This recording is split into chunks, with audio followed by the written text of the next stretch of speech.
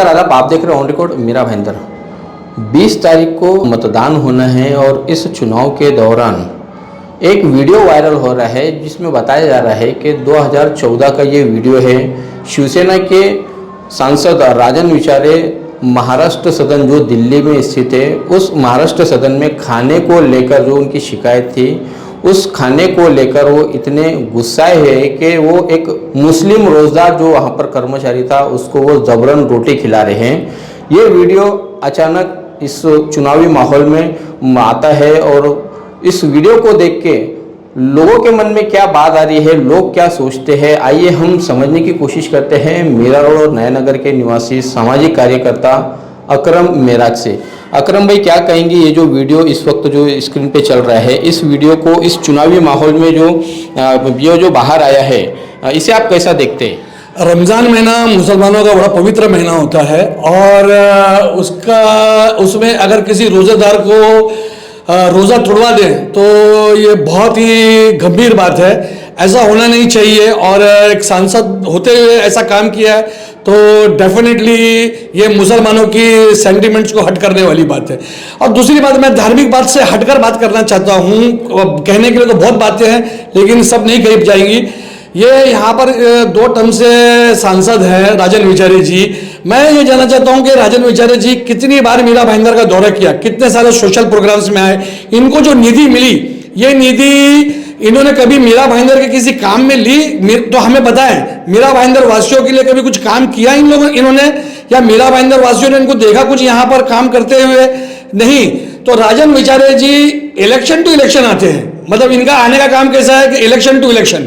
अभी पिछले इलेक्शन में दिखे थे, उसके बाद में वो अब दिख रहे हैं ना। इनके बारे में मीरा भाईंदर वासियों के लिए अभी इस इलेक्शन में ठाणे 1 इलेक्शन में 5 से 6 असेंबलीज पड़ती है, तो मीरा भाईंदर की को क्यों नजरअंदाज करता है? हर नेता मीरा भाईंदर को क्यों नजरअंदाज करता है? क्या यहाँ के लोगों का हुकूक नहीं है, हक नहीं है?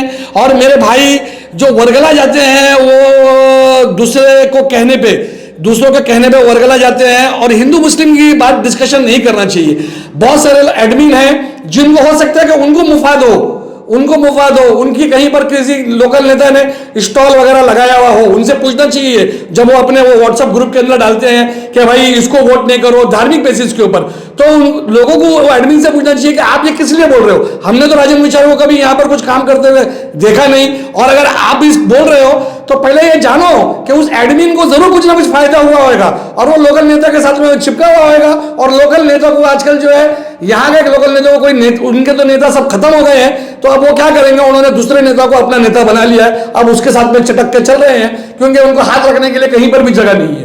तो अपने भाइयों को वर्गलाओ नहीं।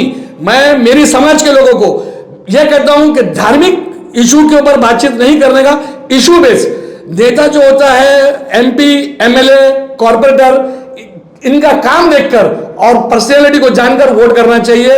और हमारा वोट जो है इस बार नरेंद्र मेहता जी और ये महायुति ने डिसाइड किया है कि इस बार जो है सीट जो है शिवसेना को दी जाए, जो कि असली शिवसेना है, धनुष्यबाण और नरेश मस्के जी को।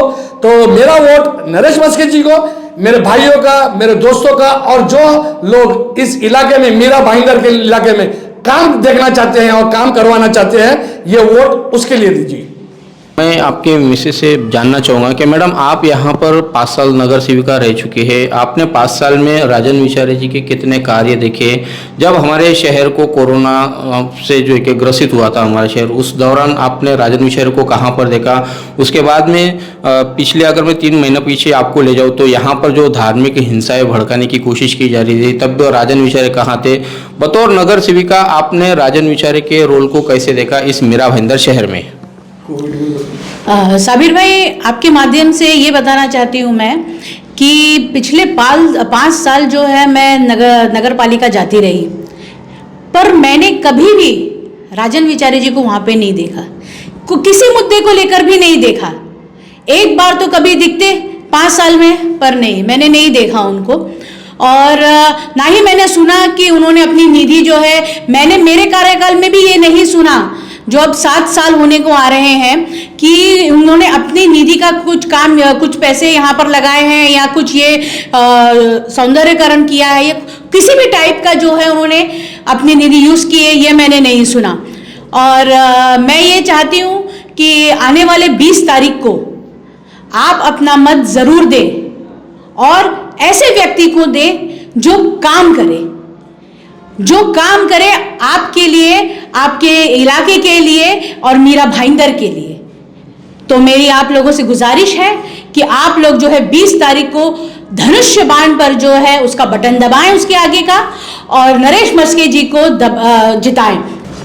मैं आप दोनों से एक आखिरी सवाल जानना चाहूँगा, क्योंकि आप मुस्लिम हैं और मुस्लिम कहीं ना कहीं ये उद्धव बाला साहब ठाकरे के फेवर में है या वो वहाँ पर वो मुस्लिम समाज के मन में उद्धव ठाकरे ने काफ़ी जगह बना ली है।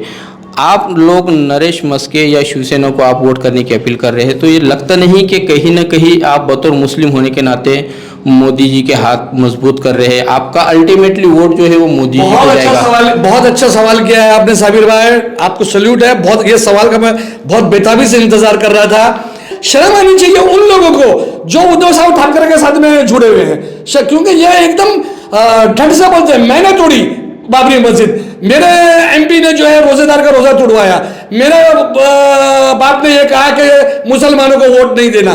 तो अब आप ये बताइए कि मुसलमानों को किसके साथ में जुड़ना चाहिए? तो हमने ये डिसाइड किया है, मैंने और मेरी मिसेज ने, कि नरेंद्र मेहता जी जो कि यहाँ पर विकासित पुरुष जिसे कहते हैं, जिसे मेट्रो मैन कहते हैं, जो काम करते हैं यहाँ पर और जिन्होंने वो जिसको सपोर्ट कर रहे हैं वो है नरेश मस्के जी। तो हम नरेंद्र मेहता जी के साथ जुड़े हुए हैं और हम ये महायुति हुई है, तो इसके लिए जो है नरेश मस्के जी को ही मैं लोगों से वोट देने के लिए कहूंगा। धर्म की भावना में ना जाए, धर्म की भावना में हमें बहुत वर्गलाया गया है। काम की भावना, काम देखे, मेहता जी का काम देखे, मेहता जी की मोहब्बत देखे, इस शहर से, दोनों शहर से, मीरा भाईंदर से, उस हिसाब से वोट दीजिएगा।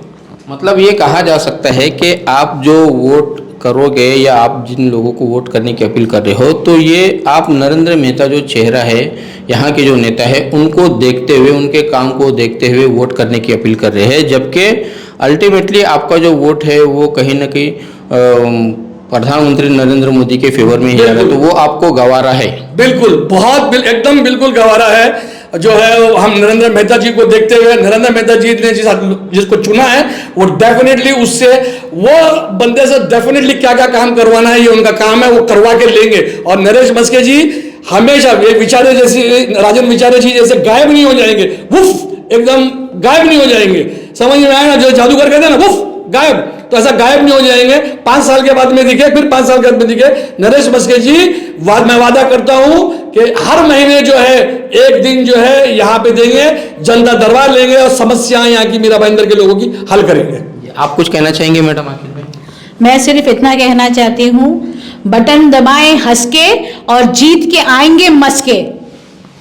धन्यवाद हमसे बात करने के लिए। ये है नया नगर के मुस्लिम कॉरपोरेटर सारा अकरम और उनके पति। इनका मानना है कि जो ये 20 तारीख को जो मतदान होना है, उस मतदान में भले ही उनका वोट अल्टीमेटली कमल को जाएगा, बीजेपी को जाएगा, नरेंद्र मोदी जी को जाएगा, लेकिन वो यहाँ के जो स्थानीय नेता है नरेंद्र मेहता, उनकी छवि और उनके विकास कार्यों को देखकर वो नरेश मस्के के लिए काम कर रहे हैं और उन्हें ही जिताने के पूरे भरपूर प्रयास कर रहे हैं। इस इंटरव्यू को देखते हुए आप लोग क्या सोचते हैं, आप हमें कमेंट करके ज़रूर बताएं। आप देख रहे हैं कैमरामैन आरिफ खुशी और साबिर शेख के साथ ऑन रिकॉर्ड मीरा भाईंदर। धन्यवाद।